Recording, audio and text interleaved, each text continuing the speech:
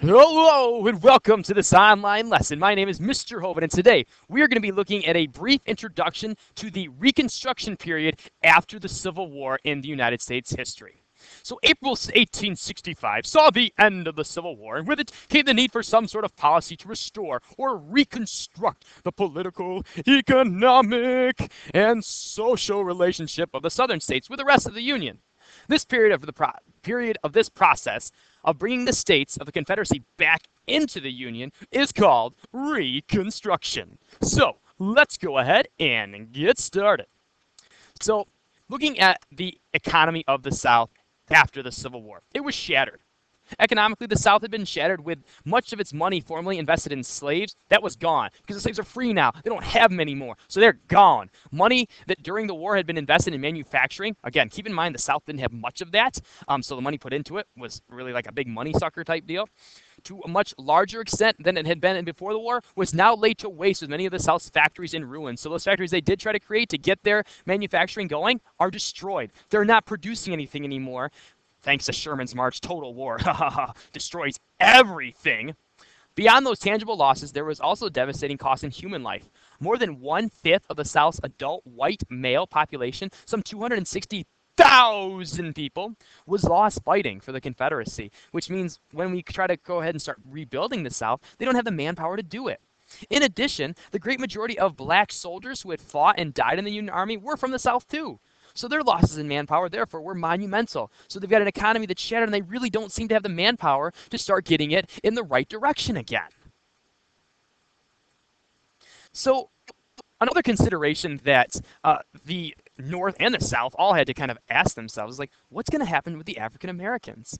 What are we going to do with all these newly freed men? That's what they were called, free, F-R-E-E-D, men, M-E-N, freedmen. Those were the newly freed African Americans that used to be slaves. So two questions kind of arose in the South at this time. What would be the role of the newly freed black population of the South? What would their role be? What place in society would they take?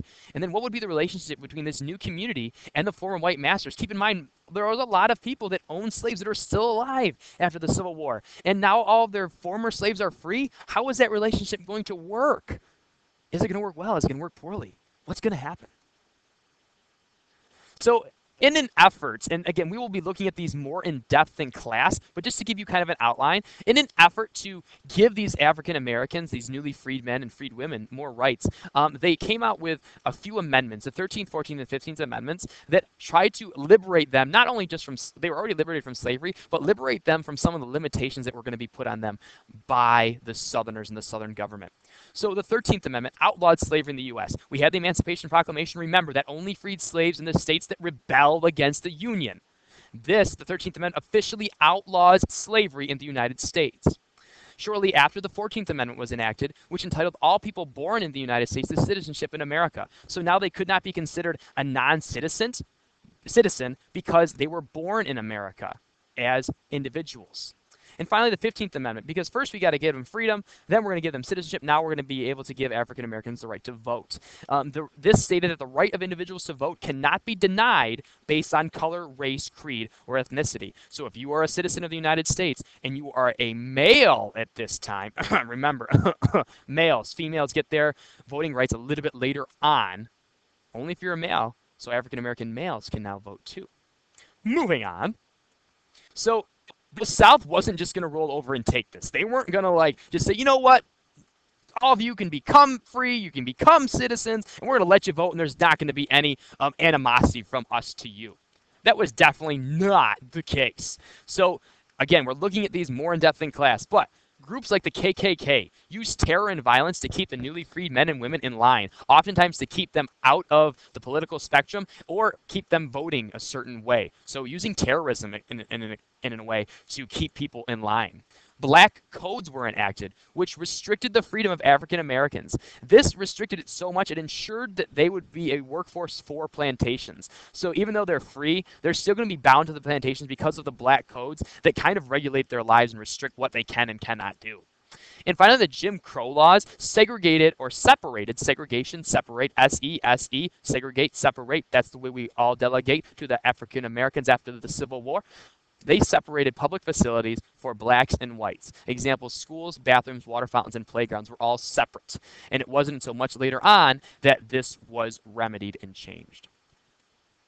In terms of voting rights, because this was a big deal that now African Americans can vote, most people in the South who were before the Civil War, who were politicians, wanted to come back and have power again. So they needed to find ways to eliminate the black population from voting so that their votes would be no factor. So the first thing would be, first and foremost, the grandfather clause. If your grandfather could vote before 1867, that means you could vote. However, most African Americans, their grandfathers were slaves. They couldn't vote. So this eliminates most of the African Americans from voting.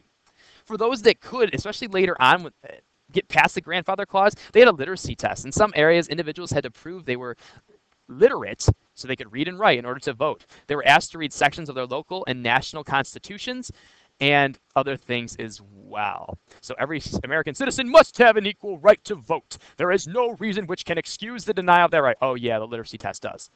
So that was another way of keeping African Americans from voting. And finally, poll taxes. Poll taxes, like this one is a receipt, requires individuals to pay a fee in order to vote in the elections. Most African Americans did not have just the money to pay for a poll tax, so they weren't able to vote. So we're getting into this Reconstruction period. You've got the newly freed men and women who are trying to make a niche for themselves in society of the South now after the Civil War, and you've also got to rebuild the South. Later on, we'll start looking at the plans of the different presidents in order to help rebuild the South, the sharecropping system, which also kind of enslaves the Africans back into the plantations, and the assassination of Lincoln and how that impacted Reconstruction from then on out. That's about it for today, and we'll see you next time.